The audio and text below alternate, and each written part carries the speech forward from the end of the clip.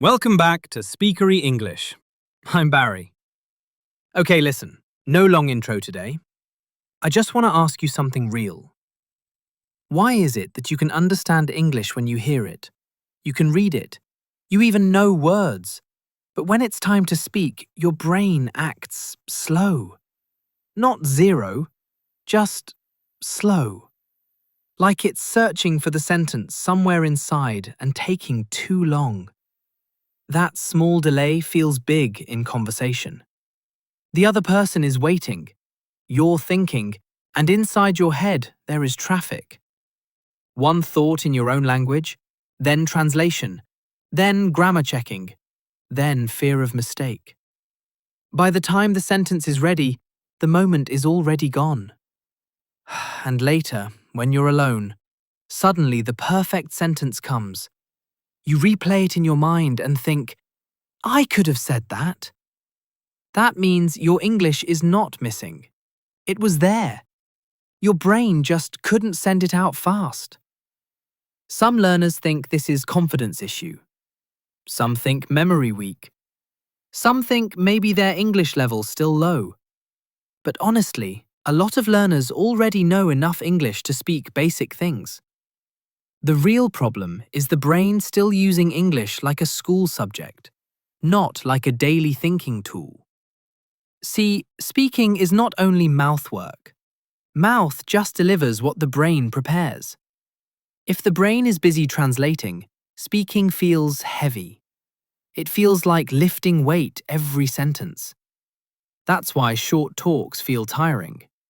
Not because you don't know English, but because your brain is doing double work. Think about your own language. You don't build sentences slowly there. You don't translate. You don't check grammar in your head. Thoughts just come and words follow. That's fluency. Not speed, just natural flow. Right now, English is not living in your thoughts much. It comes only during study time or videos. So your brain treats it like a guest language. And guests always feel formal, not relaxed. I'm not saying change everything today. That's unrealistic.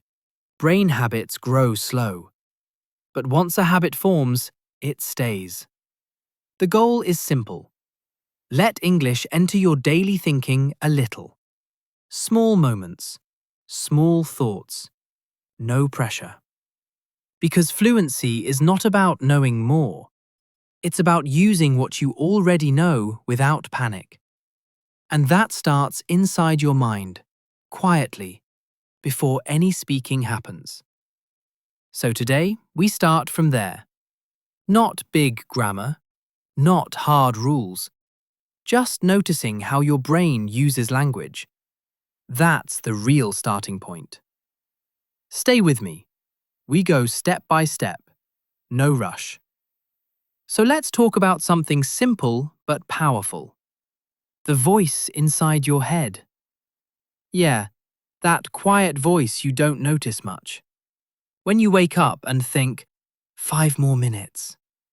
Or when you look at your phone battery and think, oh no. Or when you're hungry and thinking about food. That voice. That is your inner speech.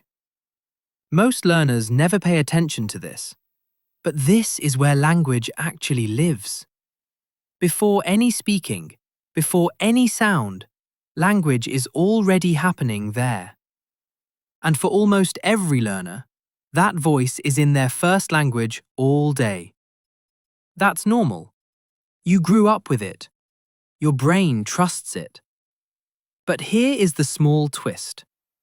If your brain lives in one language all day, and English only appears during study time, then English never feels natural. It feels like a task. Your brain says, okay, now we are working. And when the brain feels work, it slows down. Inner speech is like background music for your mind. It keeps running, even when you are not talking. So if English never enters that background, speaking English will always feel like switching channels suddenly. That switch takes energy. That's the delay you feel. I'm not saying think in perfect English. That's not the goal. Broken English thoughts are fine. Even two-word thoughts are fine. The brain doesn't need grammar first. It needs familiarity first. Comfort comes before correctness. Try something small. When you reach for water, just think, water, or I'm thirsty. When you sit down, think, I'm tired. These are tiny things, almost silly, but your brain starts connecting life moments directly with English. No translation bridge, just direct link. At first, it feels strange. Some learners even feel shy inside their own head, which is funny but true. You might forget words. You might switch back to your own language without noticing. That's okay. No punishment. Just come back gently. This is not a test. This is training. Like teaching your brain a new path. First few days, path looks unclear. Then slowly it becomes normal road. The brain loves shortcuts. Once it sees English is useful for daily thoughts, it starts choosing it more. And something interesting happens.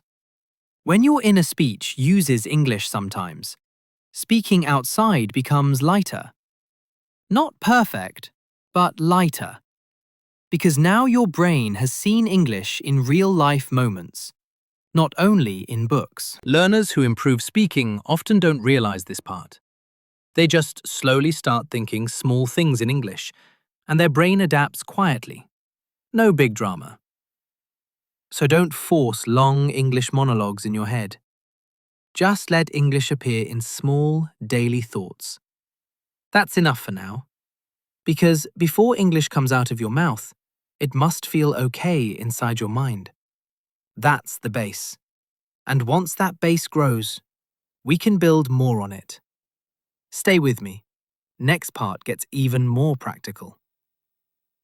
So now let's move into something that sounds fancy, but actually very simple. Narration. Don't think storytelling like movies. I mean narrating your own life quietly in English. Like describing what's happening around you, but inside your head. Most learners wait for speaking partners, classes, apps, perfect situations.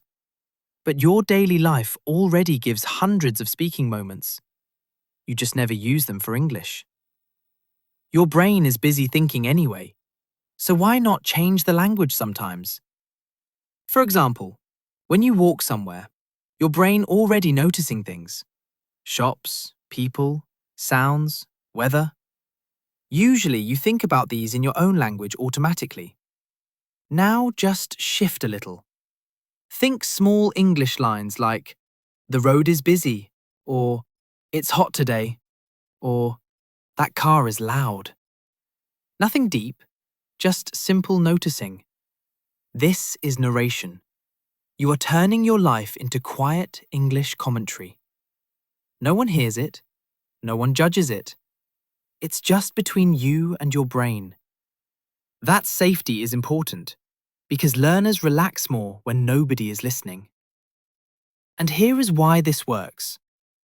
Your brain likes meaning more than grammar.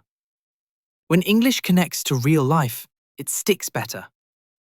When English stays only in exercises, the brain treats it like temporary information.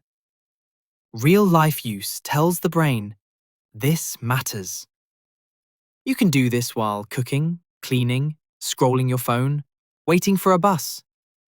Think, I'm cutting vegetables, or this song is nice, or I'm bored, or I need sleep. Very basic things, but they connect English to feelings and actions. That's powerful training. Some learners worry, what if my sentence wrong? Honestly, inside your head, wrong sentences still help. Your brain is practicing flow, not performing for marks. Kids learn language by using it messy first. Clean grammar comes later. And something interesting happens when you do narration regularly. Your brain stops seeing English as a school subject. It becomes part of daily thinking, like a second option. Not always on, but available. That availability makes speaking less scary. Let me give you a tiny challenge right now. Look around wherever you are. Don't overthink. Just make one English sentence in your head about your situation. Maybe, I'm sitting, or I hear noise, or I feel tired. That's it. That is training happening in real time. See, learners often chase big improvement, but fluency grows from small, repeated habits. These small English thoughts are like drops of water. One drop looks nothing, but many drops change the stone. Same with your brain. You don't need long monologues. 2 or 3 sentences are enough. The goal is frequency, not length. Little English, many times a day. That's how the brain adapts without stress. And when you later speak to someone, your brain already touched English many times that day, so it doesn't feel foreign. Words come a bit easier. Not perfect, but easier. That's real progress. So narration is not a trick. It's just using English where your life already happening. No special time, no special tools, just awareness. And from here, we move to something that helps when real conversations scare you. Something athletes and performers also use. That's coming next. Stay with me. Okay, this one is called mental rehearsal. Sounds big, but it's actually very human. You already do it without noticing. Like when you imagine an argument in your head before it happens. Or when you plan what you will say to someone tomorrow. That is rehearsal. Just not in English. Most learners only try English when the real moment comes. That's like going on stage without practice and hoping confidence will appear. Sometimes it works, but mostly the brain panics. Not because you can't speak, but because the situation feels sudden. Mental rehearsal removes that sudden shock. You sit quietly and imagine a simple conversation before it happens. Not for hours, just 1 minute. Close your eyes if you want, or just look somewhere calm. Then imagine a normal situation, maybe buying coffee. You imagine walking to the counter. You imagine the person asking, "What would you like?" Then, in your head, you answer, "A coffee, please." Simple. Then maybe, "No sugar," or "Thank you." That's it.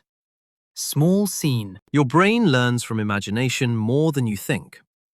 When the real situation comes later, it feels familiar, not fully new. And when something feels familiar, the brain relaxes. Relaxed brain speaks better. Tight brain freezes. Some learners think this is silly. But athletes rehearse movements in their mind before competitions. Musicians imagine playing before touching the instrument. The brain practices patterns even without sound. Language works similar.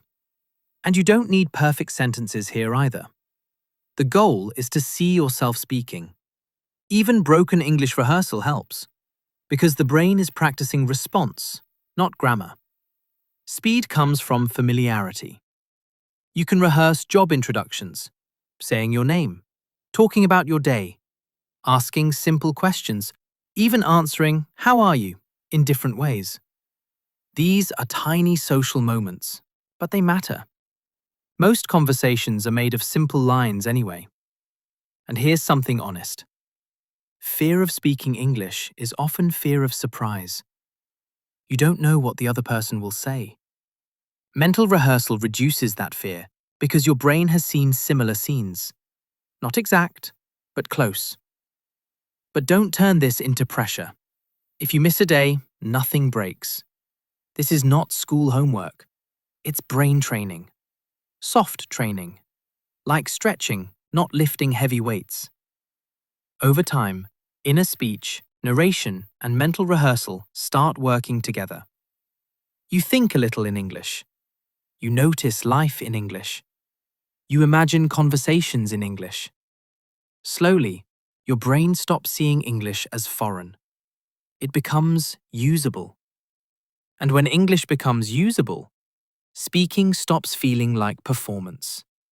It becomes expression. That's the real shift. Not perfect accent, not fast talking, just natural expression. Some days you'll feel improvement. Some days you'll feel stuck. Both normal. Language growth is not straight line. Even native speakers search for words sometimes. Fluency is not never struggling. It's being okay while speaking imperfectly. If you remember only one thing from today, remember this. English is not only learned by studying. It's built by living small moments in it. Quietly. Daily. Without drama. I'm not asking you to change your life. Just let English enter your thoughts sometimes. That's enough to start. All right, that's it for today. No big ending speech. Just try one small thing after this video. One thought in English. That's your first step. This is Barry from Speakery English. Take it slow, keep it real. And yeah, keep your English alive in your mind. See you next time.